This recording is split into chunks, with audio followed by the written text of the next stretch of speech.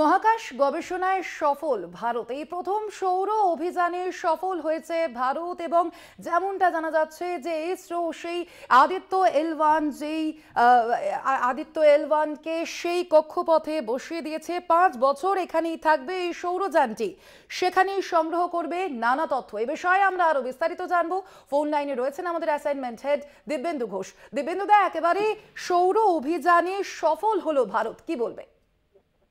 দেখো, যে আদিত্য এল1 যেটা সৌরযান, সেই সৌরযানের শেষ ল্যাব অর্থাৎ যে কক্ষপথে ঢোকার কথা ছিল এবং যেটাকে বলা যেতে পারে সেই কক্ষপথে ঢোকাটা চ্যালেঞ্জ ছিল, যে ল্যাগ্রেঞ্জ পয়েন্ট অর্থাৎ যে হ্যালো পয়েন্ট যেটাকে বলা হয়, এই জায়গাতে আদিত্য এল1 তাকে কক্ষপথে স্থাপন করা গেছে সফলভাবে।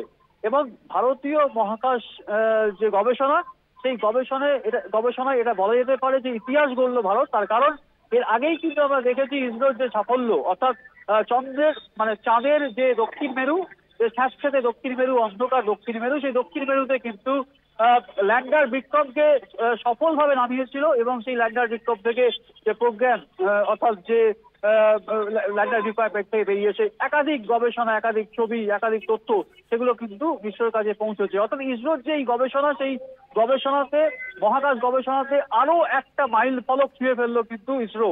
অর্থাৎ নাসা এবং ইউরোপিয়ান স্পেস এজেন্সি, এই দুইয়ের সঙ্গে কিন্তু একই সারিতে ঢুকে পড়লো ইসরো। এবং এই যে আদিত্য এল1কে যে ল্যাগ্রেঞ্জ পয়েন্ট বা হ্যালো পয়েন্টে অর্থাৎ যে কক্ষপথে স্থাপন করা গেল সফলভাবে, তাতে কিন্তু এটা বলা যেতে পারে যে এই ধরনের কাজ যেটা সূর্যকে সূর্য সম্পর্কে আরো অনেক বিস্তারিত তথ্য, যে তথ্যগুলো এখনো পৃথিবীর কাছে অজানা, সেই তথ্য কিন্তু পাওয়া যাবে। সেই তথ্য সম্পর্কে আরো যে গবেষণা চলবে, নিরন্তর গবেষণা, সেই গবেষণাতে এই আদিত্য এল1 কন্টিনিউয়াসলি অর্থাৎ নিরন্তর যে তথ্য পাঠিয়ে যাবে, নিরন্তর ছবি পাঠাবে। এবং কোথাও একটা বলা যেতে পারে যে সৌর যে অভিযান এবং সূর্য নিয়ে যে গবেষণা ইসরোর, সেই গবেষণায় কিন্তু আরো একটা ধাপ এগিয়ে গেল ভারতীয় মহাকাশ গবেষণা সংস্থা। একেবারে দিব্যেন্দু দা, তুমি সঙ্গে থেকো আমাদের। এই মুহূর্তে আমাদের সঙ্গে ফোন লাইনে রয়েছেন মহাকাশ বিজ্ঞানী সন্দীপ চক্রবর্তী। আপনাকে স্বাগত জানাই কলকাতা টিভিতে। সন্দীপ দা, এই যে মহাকাশ গবেষণায় আবারও সাফল্য ভারতের, এবং তার পাশাপাশি যেমনটা জানা যাচ্ছে যে সৌরযান আদিত্য এল1কে কিন্তু একটা নির্দিষ্ট কক্ষপথে বসাতে পারা গিয়েছে এবং সেখানেই সংগ্রহ জোগাড় করবে আদিত্য এল1। সেক্ষেত্রে আর কি কি কাজ হতে পারে এই আদিত্য এল1-এর? দেখুন, আদিত্য এল1টা পাঠানো হয়েছিল বহুকাল আগে, প্রায় সে এতদিন লাগলো শুধু এল1 পয়েন্টের আশেপাশে যেতে। এখন একটা জিনিস মনে রাখতে হবে যে এই যন্ত্রটি কিন্তু এল1 পয়েন্টে কেউ যাচ্ছে না। এল1 পয়েন্টটা খুব আনস্টেবল, সেই জন্য এল1 পয়েন্টে রাখতে গেলে কিন্তু যন্ত্রটা ঠিকমতো চলবে না। সেই জন্য একটা সুন্দর একটা অরবিট চুজ করা হয়, সেটার নাম হচ্ছে হ্যালো অরবিট। এই হ্যালো অরবিটটাও খুব ইন্টারেস্টিং অরবিট, এবং সেটা মনে করুন যে পৃথিবী এবং সূর্যের যে প্লেনে পৃথিবী ছুটে বেড়াচ্ছে সূর্যের চারিদিকে, সেই প্লেন থেকেও কিন্তু অরবিটটা বেরিয়ে চলে আসছে ওপরে, এবং প্রায় 4 লক্ষ কিলোমিটার অ্যাভারেজ একটা রেডিয়াসের একটা অরবিট, সেই অরবিটটাতে সুন্দরভাবে প্লেস করা হয়েছে। এই অরবিটটার বৈশিষ্ট্য হলো যে আনইন্টারাপ্টেড ওয়েতে, অর্থাৎ সূর্যকে কন্টিনিউয়াসলি দেখতে পাওয়া যাবে সেখান থেকে, সামনে কেউ এসে এটা ব্লক করবে না। এবং সেই অরবিটে পাঠাতে সাফল্য হয়েছে। এ পর্যন্ত আপনারা জানেন যে মাত্র 4খানা যন্ত্র, আমেরিকার যে উইন্ড আছে, এস আছে, ডিসকভার আছে এবং সোহো আছে, এই 4টে যন্ত্র ওই এল1-এর চারিদিকেই 4টে অরবিটে ঘুরছে। ইন্ডিয়া চেষ্টা করছে এবং অলরেডি কোঅর্ডিনেট করেছে ওদের সঙ্গে যে ইন্ডিয়ার যে আদিত্য এল1, এইটা যেন ওই যন্ত্রগুলোর সঙ্গে কখনোই ধাক্কা না লাগে বা কোলাইড না করে। সেই জন্য ইন্ডিয়া একটু অন্যভাবে অরবিটে এটাকে প্লেস করেছে। ফলে এটা তো সাফল্য তো বটেই, উপরন্তু ইন্টারন্যাশনালি ভারতবর্ষের পজিশন অনেক উঁচুতে উঠে গেল। ভারতবর্ষ অন্য দেশের সঙ্গে কোঅর্ডিনেট করে কি করে স্পেস প্রোগ্রাম করতে পারে, চালাতে পারে, সেটাও আরেকবার প্রমাণ করে দেখালো। এবং এরপর থেকে আনইন্টারাপ্টেড ওয়েতে সূর্য থেকে যে 7খানা যন্ত্র আমাদের আছে, সেই 7খানা যন্ত্র এখন সূর্য থেকে ডেটা নিতে শুরু করবে। খালি প্রত্যেক 45 দিন পর পর এই যন্ত্রটি অরবিটটাকে একটু করে কারেক্ট করতে হবে, কারণ অরবিটটা এমনিতে কিন্তু খুব স্ট্রিকি অরবিট। এক্স ওয়াই জেড, এই 3 ডাইমেনশনাল অরবিট, এটা কোনো প্লেনের মধ্যে থাকে না। 3টে 3 ডাইমেনশনালি এই অরবিটটা ঘুরতে থাকে। এটার নাম হচ্ছে কমপ্লেক্স লিসাজিওস ফিগার, খুব কমপ্লেক্স একটা অরবিট।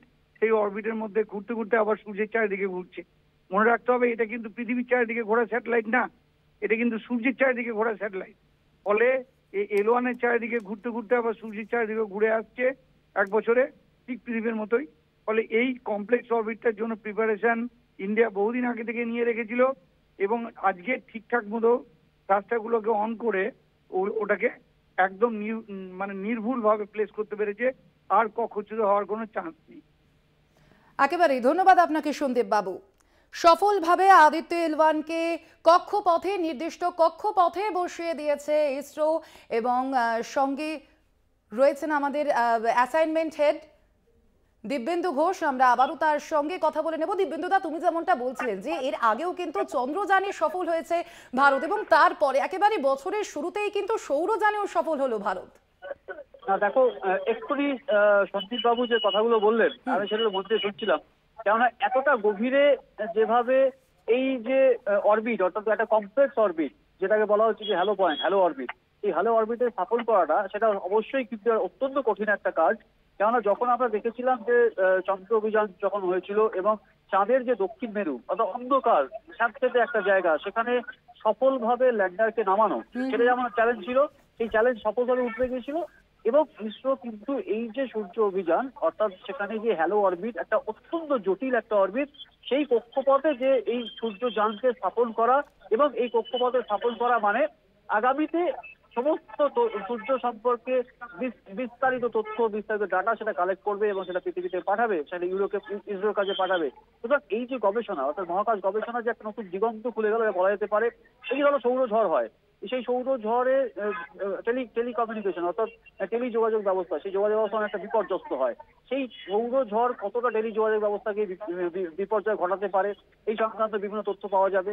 তার সঙ্গে এই যে তোমার করোনা, অর্থাৎ যেটাকে বলা হয় যে সূর্যের বহির্পৃষ্ঠের যে অংশ, সেই অংশের যে তাপমাত্রা, সেই করোনা এটাকে বলা হয়, সেই করোনার তাপমাত্রা কিন্তু ক্রমাগত ফ্লাকচুয়েট করতে থাকে, অর্থাৎ কমতে বাড়তে থাকে।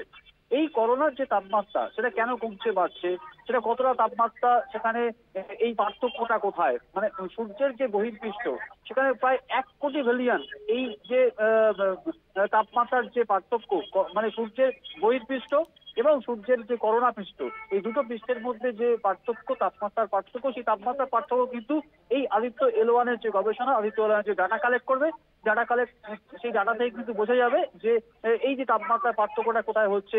যে সমস্ত স্যাটেলাইট ওখানে স্থাপন করা হয়েছে, সেই স্যাটেলাইটের মাধ্যমে কিভাবে আরো সফলভাবে স্যাটেলাইটগুলো কাজ করতে পারে, সৌরঝড় নিয়ে বিস্তারিত গবেষণা করা যেতে পারে। সবকিছু মিলিয়ে এটা বলা যেতে পারে যেটা আমি আগেও বলছিলাম যে একটা এলিট ক্লাস, অর্থাৎ নাসা বা ইউরোপিয়ান এজেন্সির সঙ্গে যেটা তুলনা করা হয় যে হয়তো ইসরো কোথাও একটা খামতি আছে, কিন্তু সেই খামতি যে ইসরো নেই এবং অত্যন্ত কম খরচে যে এই যে 15 লক্ষ কিলোমিটার দূরে, পৃথিবী থেকে 15 লক্ষ কিলোমিটার দূরে এই যে হ্যালো পয়েন্ট অর্থাৎ হ্যালো অরবিট, এই অরবিটে একটি সৌরযানকে স্থাপন করা গেল 4 মাস আগে পাঠানো একটি সৌরযান, সেটা কিন্তু মোটেই সহজ কাজ নয়। এবং এই যে কঠিন কাজগুলো অত্যন্ত কম খরচে, যে খরচটা করে নাসা, যে খরচ করে ইউরোপিয়ান এজেন্সি, যে পরিমাণ খরচ হয় সেই খরচের থেকে অনেক কম খরচে ইসরো এই ধরনের মহাকাশ গবেষণার কাজ করে চলেছে। এবং সফল চন্দ্রাভিযানের পরে সফল সৌরাভিযান, যেটা কিন্তু ইসরোকে একটা এলিট ক্লাসে ঢুকিয়ে দিল এবং মহাকাশ বিজ্ঞানে, মহাকাশ গবেষণায় যে ইসরো আগামীতে যে গোটা পৃথিবীকে পথ দেখাবে সেটা কিন্তু বলার কোনো অপেক্ষা রাখে না। অর্থাৎ এই সৌরযান একেবারে মহাকাশ গবেষণায় কিন্তু একটা নিত্য নতুন একটা দিগন্ত উন্মোচন করবে, এটা বলার অপেক্ষা রাখে না। আর ধন্যবাদ তোমাকে দিবেন্দুদা। আপনাদের আবারও জানিয়ে রাখি, মহাকাশ গবেষণায় ইতিহাস গড়ল ভারত। ভারতের প্রথম সৌর অভিযান সফল হয়েছে। শনিবার বিকেলে নির্দিষ্ট কক্ষপথে সফলভাবে আদিত্য L1কে বসিয়ে দিয়েছে ইসরো এবং সেখানেই আগামী 5 বছর থাকবে এই সৌরযানটি এবং সেখান থেকে নানান রকম সংগ্রহ করবে বিভিন্ন তথ্য।